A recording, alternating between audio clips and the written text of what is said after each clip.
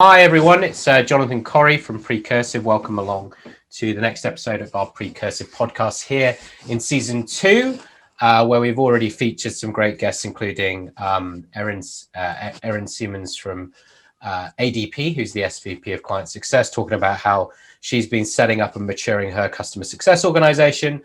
And then recently, Steve Tyler, the wizard from Wales, who is the Director of Professional Services at global communications provider Mitel, talking about some of the challenges that they face in this world of virtual professional services delivery. Now, today, I'm very excited that we're going to be exploring more into the topic of customer experience. And I'm very excited to be joined by Matt Myszkowski, who is the VP of Customer Experience for Cision. Welcome along, Matt. How are you, sir?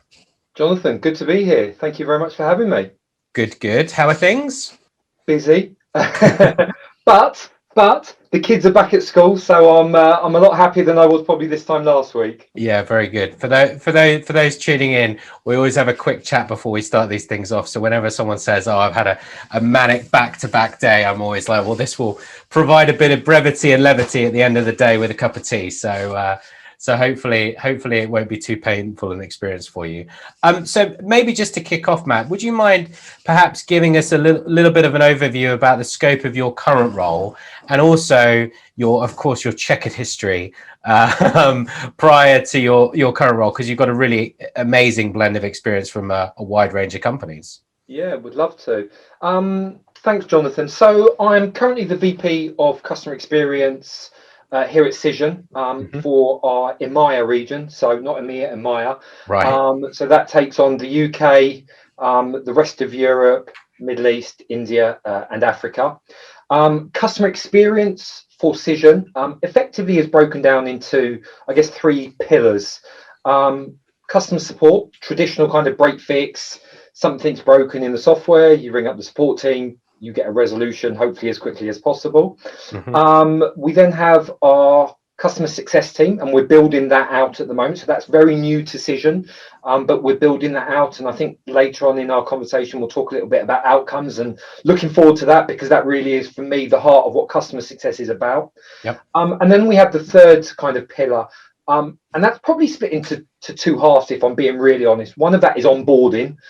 So how do we onboard our customers as effectively and as quickly as possible, so they realize value as soon as possible. But part of that onboarding team is our training team as well. And training obviously is a major part of that onboarding process, but actually shouldn't necessarily be forgotten about in the longer kind of customer life cycle. Okay. So I joined Cision about 4.5 months ago now. It's been an interesting 4.5 months in lots of ways. As much as I've been a remote worker for many years now, it is the first time that I've been onboarded remotely. So I haven't met anybody from Cision yet. I'm sure they exist. I've seen them on cameras, but looking forward to getting in front of them and meeting them face to face sometime soon. Prior to my time at Cision, I joined Cision from SAP. Where I was the VP of Customer Success for EMEA. So it was for our cloud business. I had a team of approximately 80 to 90 CSMs across Europe. It was a paid engagement. And again, one of the topics that's really interesting once you get into customer success, the argument of kind of monetization of customer success against non-monetization. I've worked for 2 companies where it's been a monetized offering, and SAP being one of them. I didn't know that. That's very interesting. Okay. Yeah. So SAP, my team of CSMs were responsible for some of our largest customers that were implementing some of our cloud products, and that could be anything from SuccessFactors, which is the HCM platform, through to some of our CRM relationship technology, through to some of our ERP solutions, etc. So it's quite a broad range of products. And my team of CSMs were responsible for ultimately ensuring our customers adopt the software, but also going back to that outcomes word, making sure that adoption correlated to an outcome. Was there for about 3 years. Loved it. Great place to be. Great company. Great culture. Great people. Prior to that, I worked for a relatively small CX software vendor called Ransom Ray, quite niche. They've been acquired, I'll say recently, but it's actually been a while ago now, by Upland. So they provide a CX platform. So think of the likes of a Qualtrics or a Medallia, very similar to that kind of thing. I know Ransom Ray. When I saw that on your profile, I was like, okay, cool. I know that brand. Great, Yeah. great company, great culture, great people. Great Loved company it. name. Love it. Yeah, brilliant. And was there for about a year or so and really kind of created their inaugural customer success team from pretty much the ground up, 0 CSMs up to a team of about 8 or 9 CSMs by the time I left. Okay. Prior to that, I call it my defining moment in customer success, and that was when I joined Autodesk. Had the best time in my career to date in terms of building and creating a customer success function, scaling it from the UK into Europe, into Asia Pac. So I had a team of multiple CSMs across all of those regions, was surrounded by some great people. Somebody that I look up to now, who actually is the Chief Customer Officer at Click, is a gentleman called Roberto Sagona. Learned loads from my time with Roberto. One of the things I really look back on and that was creating an environment and a culture where it was okay to make mistakes and learn from them and course correct and go again. It was just a great culture, great company that created this culture, but really learned a lot about customer success then. And as I mentioned earlier, a paid engagement. So my team of CSMs, again, were responsible for delivering adoption and outcomes, and making sure our customers got an ROI on that investment, not just in the software, but actually their investment in customer success. Okay. Prior to that, I've worked in a variety of other customer interacting roles for companies that since have been acquired by the likes of Thomson Reuters and Dun & Bradstreet. I saw account management and sales and various. And it's interesting. I mean, I look back at some of the job titles that I've had, and while not being customer success, you look back at them and go, that was customer success. It just wasn't called customer success. And I look at a close friend of mine, Adam Joseph, who leads customer success at Gainsight now. Adam, I blame for creating a role, a business application consultant at a company called OneSource. And me and Adam look back at it now. It was customer success, but it was about applying software to ensure that our customers got value in this product that helped their business, and we delivered it in a consultative way. So hence business application consultant, but it was customer success. I love Adam. Shout out to Adam. I was the first guest on his podcast, but he didn't tell me that until we were recording it. I was the first guest. So awesome. Yeah, he's a great guy. And a Liverpool fan. And a Liverpool fan. Oh my words. Okay. Along with hello, Sunil Prashara, if you're listening. He's the CEO of the PMI Institute, who's a Liverpool fan. We will have to get some Man U or Everton fans on this to even out the odds. And so you as you say, I think very, very interesting and diverse career. Certainly, paid CS engagements would be heresy to some who've been on this podcast before. So definitely want to. I know we didn't plan to talk about that, but let's definitely pick that up towards the end. So, in this kind of remote reality, right? As you say, you've onboarded into a new business, you've not met anyone. How's that changed the dynamics of the world of CS and the way that CS teams need to react? Because you're building that now in this new organization. You're building it in a new remote reality. So talk to me a little bit about how you see things needing to react. So one of the things that I found really interesting, if we look at the last 12 months into this pandemic, and I've had 2 jobs at 2 very different companies that arguably have had to react and respond very differently to what's happened. If I take my time at SAP, I think I mentioned I had a team of about 80, 90 CSMs across Europe. A third of that team was based in our hub organisation, our CS hub in Ireland. And they were very much office workers. They were in the office day in, day out, delivering customer success remotely. And then 2/3 of my team were predominantly home field workers. And when the pandemic kicked in, you had two different dynamics of how you had to interact and respond and react to those individuals. And I always kind of go back to the team in Galway in Ireland that were my hub team. Slightly younger in their careers in customer success, so therefore maybe having different challenges, different situations that they needed to react and respond to. But a lot of the team in Galway were not natives of Ireland. They were people that have chosen to leave their home countries to experience working in different countries for a different business. So we could quite easily have somebody that had left Rio de Janeiro in Brazil 3 months before, landed in Galway, started in a customer success role, their family literally the other side of the world, maybe not yet fully establishing their friendship group, and then all of a sudden we're telling them to work from home. We're telling them to work from a flat in Galway, and how is that? That's I can't even grasp that.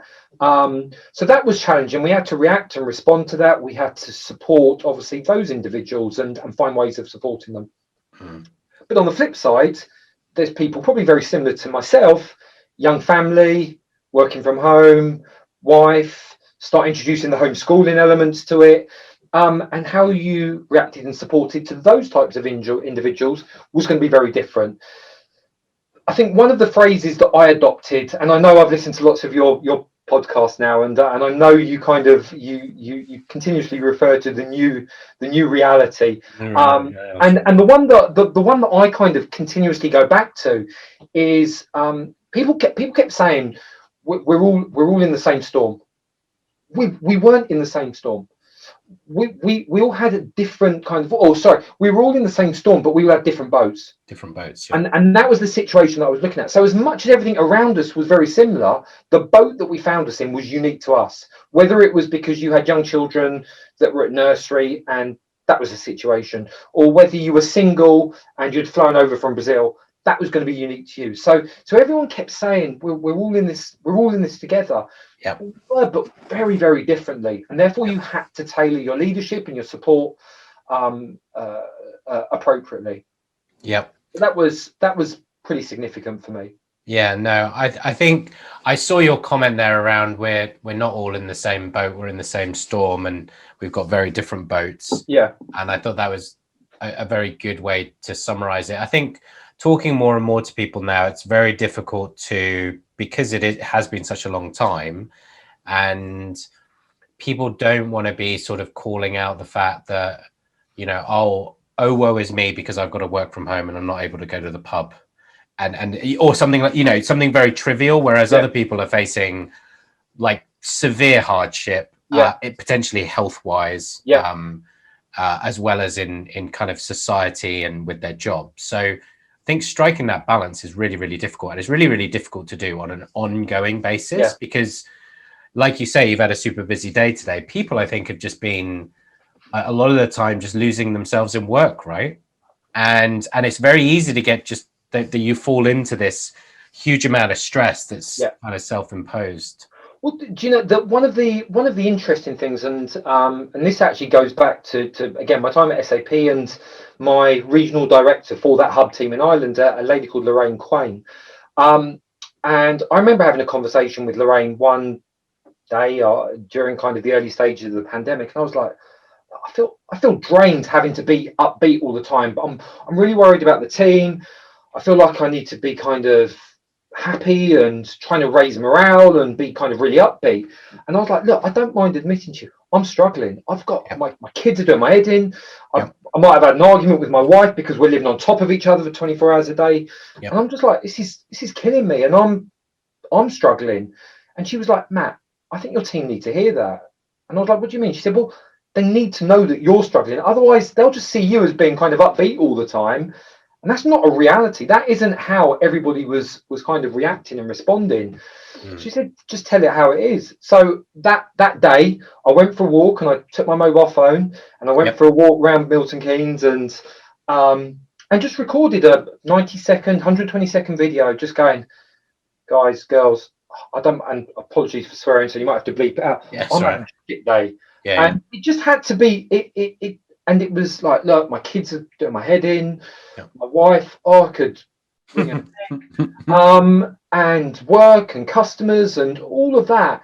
And you know what? The response I had to that was much more appreciative than any kind of cheerleading and kind of things that we did to raise morale. And we still did the kind of the virtual kind of cocktail hours, and we did quizzes on a regular basis, and that was great, and people enjoyed that, and I think it helped.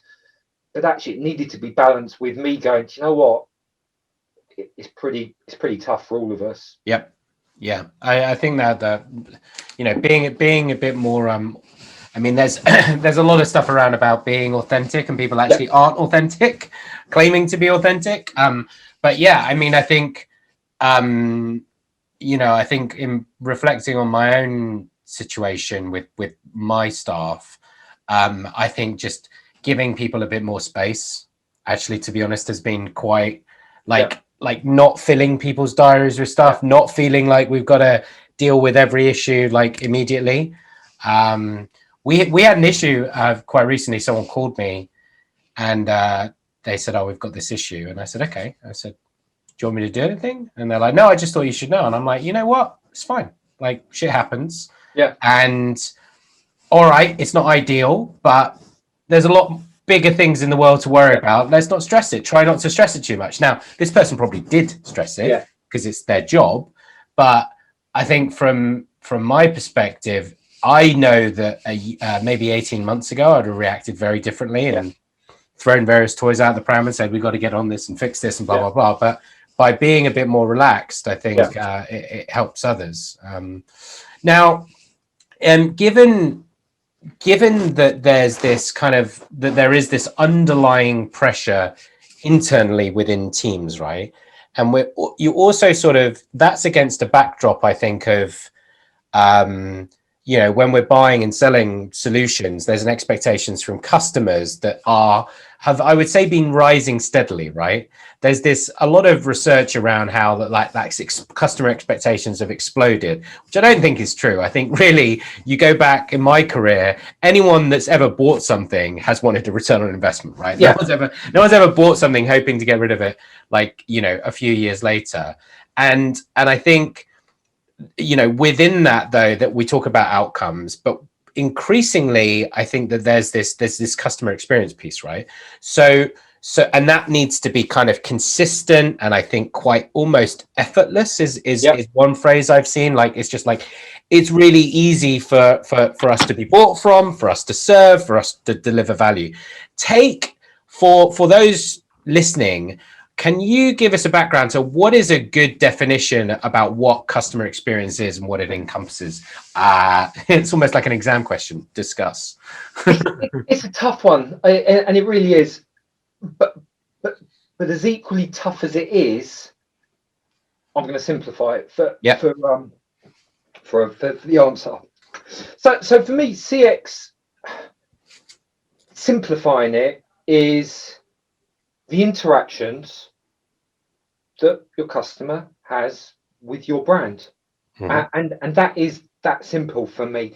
The customer success piece is really taking those interactions and converting that into value. Okay. And that is how I interpret it at its most simple and its most purest form. Now, you can go into much more detail than that, and I can go into much more detail, and there's some great explanations out there, and I know the likes of Gainsight have their kind of scientific kind of formula for what it looks like, periodic table. And I love all of that, and I can totally buy into it. But I also think, let's not overcomplicate it. And for me, CX is the interactions. Wherever it is, with whoever it needs to be, to get whatever they need out of that interaction. And for me, just kind of building up on that point, I think, and I always forget who it is, and I think it's a Disney quote, and it's something around and I have this argument with salespeople all the time. When people say, I own the customer, I hate that phrase, hate it with a passion. And I think it's Disney that says, no one owns the customer, you own the moment. And that to me is what customer experience should be. You own that moment. Now, it might be one of my great support specialists that are having to speak to one of our customers, and you've got an opportunity in that moment to wow that customer. Yep. So you own the customer in that moment. Or whether you're in our onboarding team and we're trying to get a customer set up for optimal success. Yep. You own that moment. Up to you to wow that customer. So for me, that really kind of exaggerates that point around the CX piece being the sum of all the interactions. Okay, very nice, very simple. Elegance and simplicity, so I'm a massive fan of that, Matt. And when you try to do this at scale, so when you're trying to do this across multiple channels, global customer base, and obviously large teams, what are some of the key components of delivering great experiences? I have to admit, I'm quite process driven. So for me, having some form of structure and process in place that keeps you honest and on track is imperative to that.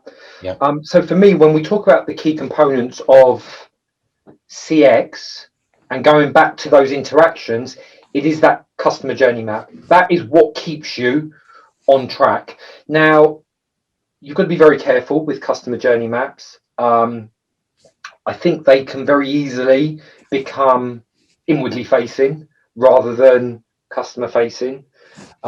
I've got a great new VP of marketing at Cision that I'm working with, who is very, very passionate around customer journey maps, what they look like, what they need to consider, what they need to incorporate.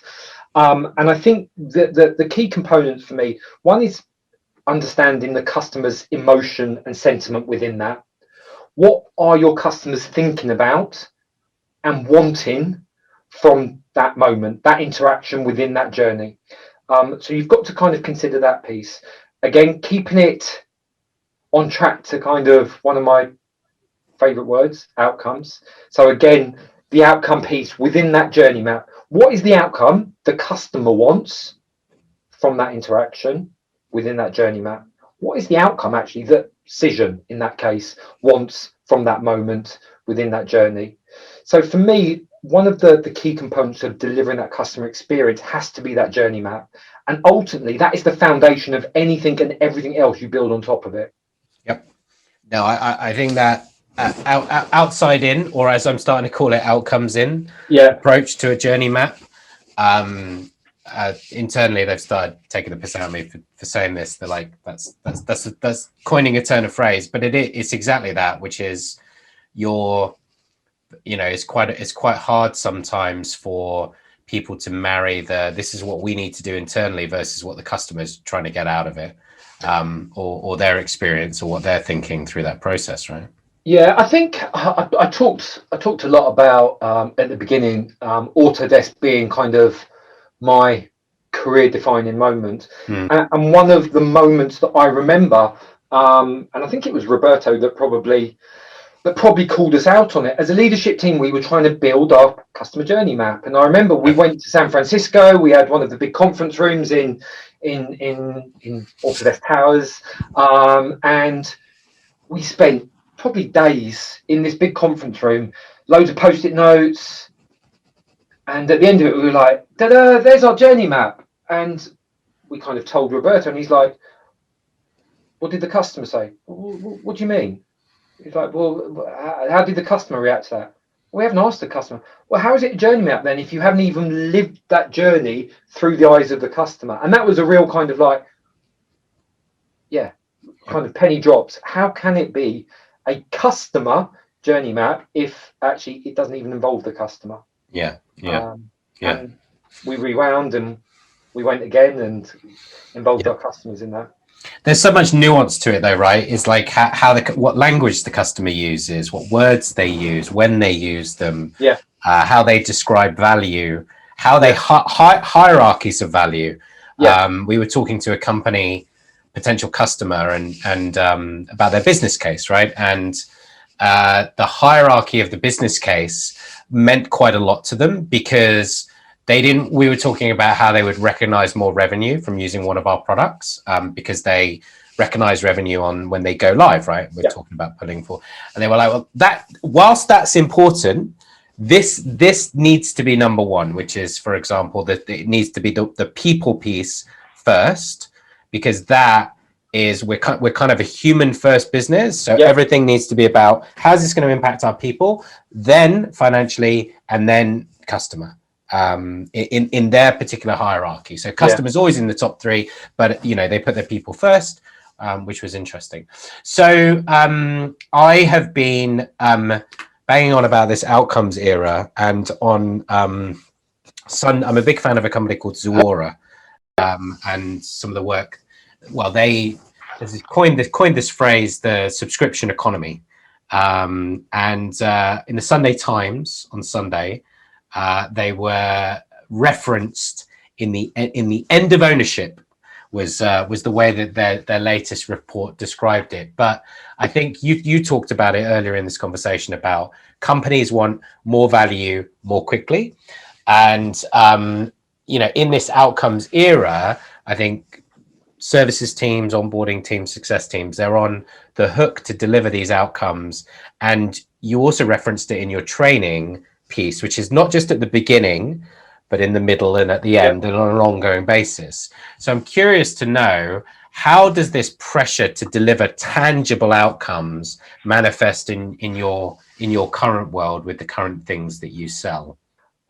Firstly, Zora, great company.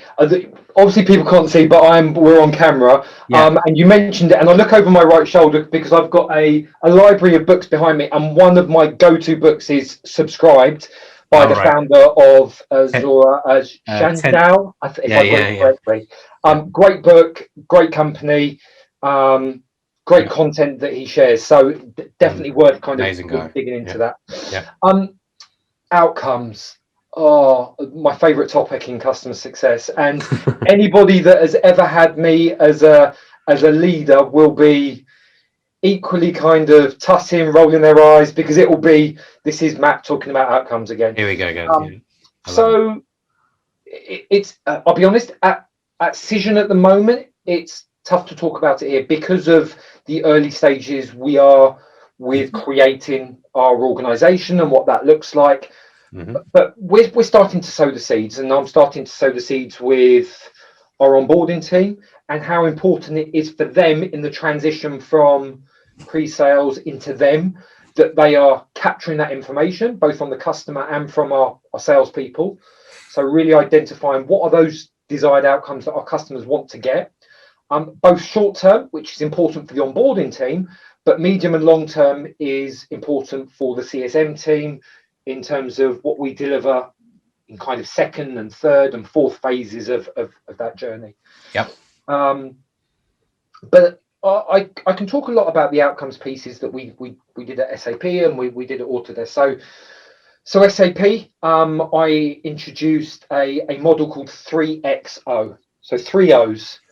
And the model was the way that allowed us to articulate, capture, and create value for our customers. So the top level is the outcome, and the outcome for me can actually be quite a high level, big, bold idea that your customer wants to achieve with your software, and it isn't necessarily particularly specific. So at SAP, for SuccessFactors, it may be create the world's best HR function utilizing SuccessFactors. Quite bold, quite broad, but actually, what does that mean? Then you get to the second O, and that for me is probably the most important part of that, which is the objectives. So the objectives is when you start creating SMART objectives, so very specific, they've got to be measurable, they've got to be achievable, the SMART acronym that we know and love or hate. You've got to create objectives that help you deliver on that bold idea. So maybe it is, so for part of the implementation of SuccessFactors, the talent acquisition module, it's can we reduce the time to hire from 16 weeks to 12 weeks? Yep. And what does that look like as a tangible value? So actually saving 4 weeks on average, a time to hire, has a dollar value attached to it. So how many hires do you do over a year? Times it by that average saving. There you have an ROI. Yep. And I've simplified it hugely. It is a lot more complex than that when you start getting into the third level, which is the operational tactics. Those are the things you do on a day-to-day basis that move the needle on those objectives. So whether it's doing a workshop that helps kind of extract some of that information, whether it's a discovery session, you're trying to kind of piece out information from your customers, whether it's a QBR, so making sure that you're articulating to your customer what you've done in the previous quarter and what you're going to deliver in the future quarter. Yeah. So the model that we implemented, and I implemented at SAP, was this 3XO, these 3 O's. And it just helped us to create a model that allowed us to stay on track, articulate it. It was marketable as well, because you had to sell it to your customer. You're kind of saying to your customer, look, you've invested sometimes A lot of money. pounds Yeah. at SAP in this global platform. And we want you to see ROI. And you've attached your name, your reputation to this purchase, this implementation. So I want to help you emotionally demonstrate the value that you've invested in this. And that model allows you to do it. Now, what was great with that model, it was built on a model that I learned at Autodesk when we used a very similar model with a very different acronym called GHOST, GOST. Goals, objectives, strategy, and tactics. But very similar mindset. You have a goal, a big idea, you have the objectives, again, the very tangible kind of measurable elements. The strategy piece, I guess, is just kind of summarizing the group of tactics, and the T is the tactics. I love it. For me, as a CSM, what you want to be doing continuously with your customer is articulating tangible value back to them regularly, frequently. And some of those may be very short term. They may be 3 months. It may be quarter to quarter, or you may have a medium term one, or you have a long term one that is 3 years. But you should have these all complementing each other and potentially running all at a simultaneous time. Yeah, I think one of the challenges sometimes for frontline CSMs, even management staff, is that per your point, it is actually simple, but what happens is it gets overcomplicated. I think partly because people feel like they need to feel smart, right? And it's not about, for example, becoming as expert in, if you work for SAP and you're selling HCM, you don't need to be as smart about HR as a crow. No, that's I think where it goes a little bit off track, because it's like you need to be able to explain things very simply, because executives in very large companies and small companies and scale-ups and good practitioners have a way of distilling things down to being very simple. So they're not expecting you, like, they would prefer you're able to come into the office and say, this is how we're going to help you grow. These are the things blocking that growth. And here's 3 things that we're going to do to affect that. That's really easy for me to understand versus the diatribe of, explanation that doesn't kind of actually end up making much sense and looks and feels complicated. Yeah. So I think creating that simplicity is really important. Go on. I agree. I think there's a couple of things that challenge that model, or challenge the CSMs around adopting that model. One is they have to take themselves into an uncomfortable position. And what that means ultimately is most CSMs have chosen not to be a salesperson. They believe they don't have the personality or the skills or whatever it is you need to be a good salesperson.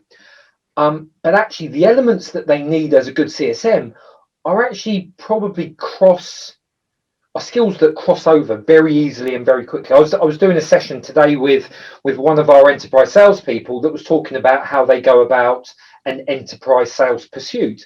And there were skills that he spoke about that I'm like, CSMs need that. So things like questioning techniques. CSM should have that. Objection handling. CSM should have that.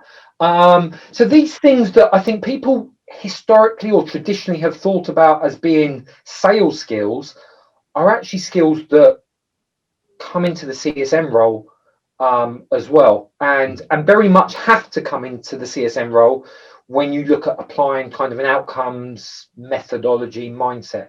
So that's one thing, is making sure that you are kind of comfortable being uncomfortable with doing things that maybe you maybe not signed up to do as a CSM. That the other one as well is challenging your customer, because actually our customers might not know this information, and this is scary. Customers have bought software and they may not have actually known. Yes, they've known why they bought it, but they probably haven't thought about, or not always thought about, how are they going to articulate the value of that software in the future. So you've got to coach them through that. So if it is go with the success factors piece, and you go to that person and say, well, have you thought about how you're going to demonstrate a return on the investment? They might not have thought about it. So you can coach them through that and say, well, look, how about that talent acquisition piece? How do we go about helping you reduce the time to hire? And they might come back and go, well, I don't know, we don't capture that. I've got no idea what the time to hire is for our people.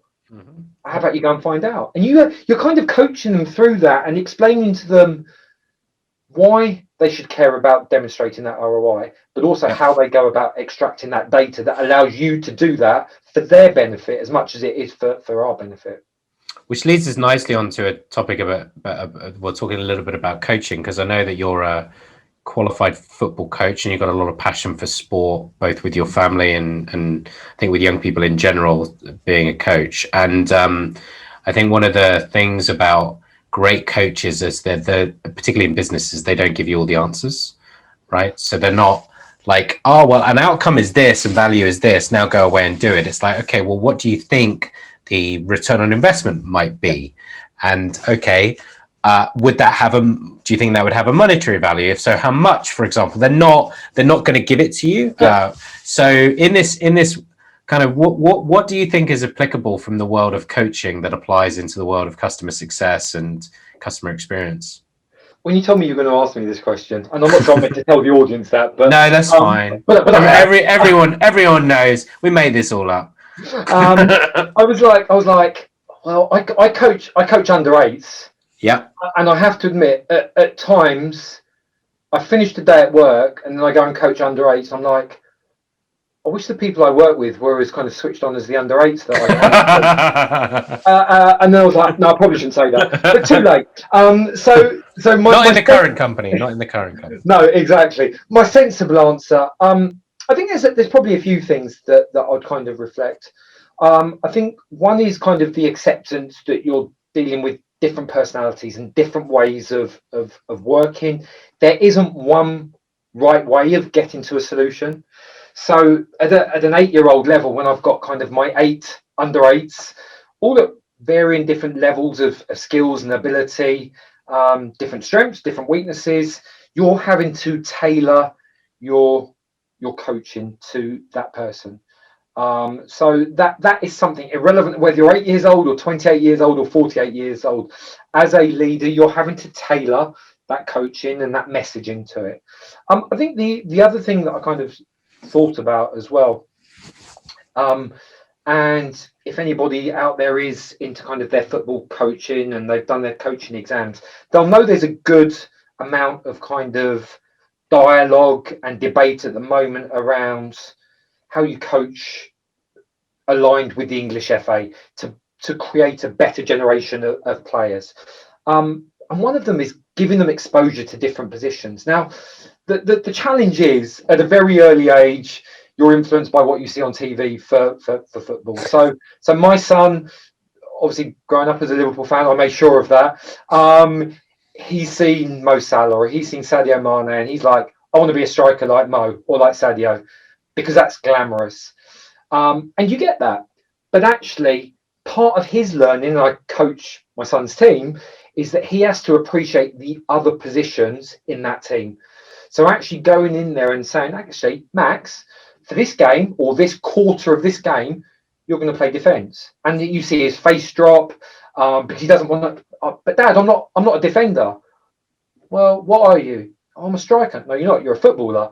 And kind of just giving him that opportunity to kind of learn other skills and realize that actually you're only going to be a good striker if you can appreciate what your midfielders go through, or actually how a defender thinks against playing against you. And I think that's really kind of really relevant when you're talking to kind of coaching and thinking in a CSM role. You have to think like a customer. So for me, that is a really good kind of example for me of kind of, okay, taking what I do with an under 8 and actually applying it to kind of customer success and business.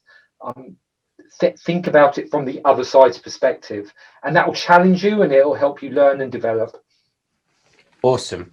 Well, look, I really enjoyed the conversation, Matt. There's a number of, I think, interesting takeaways from things that you said. Number one, it's for those listening, it is okay to get things wrong. We should embrace and learn from our mistakes and react to them the right way. I think what you learn at Autodesk is bang on. It's something that we preach a lot here at Precursive. Customer journeys don't involve the customer aren't customer journeys, guys. Tip. I love the idea of bold ideas. That was something you said, like having the outcome being the bold idea, the bold goal, and then the hierarchy and breaking that down and cascading that down into how you capture it and how you articulate it, capture it, and create the value. Because I think that's the altitude. For many people, it's if you start the altitude of below the bold idea, then the value, you're not going to generate the value, which was great.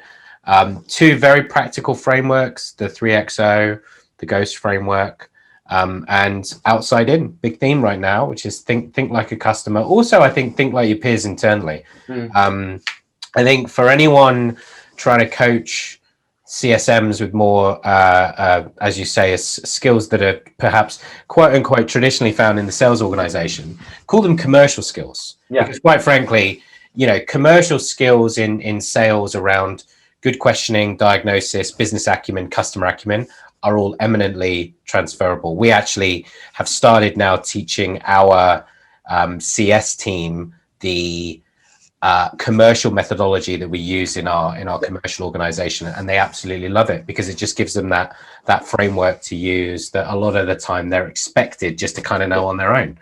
You touched on a couple of bits there. So when we're hiring for CSMs, one of the things we consider is commercial acumen. We don't expect you to be a salesperson, but we expect you to be aware and observant, and you can piece that all together. Yep. So that's really important. And you talking about kind of the training piece. For me, what I've done in the past is, okay, here's your training methodology that your sales team goes through, and it's made up of all these components. But actually, these 4 components here, they work in customer success. So do you know what? Rip them out from that sales team and that sales trainer and say, deliver that to my customer success team, because the questioning techniques, the objection handling, and those type of things, that they're CSM skills as much as their sales skills. 100%.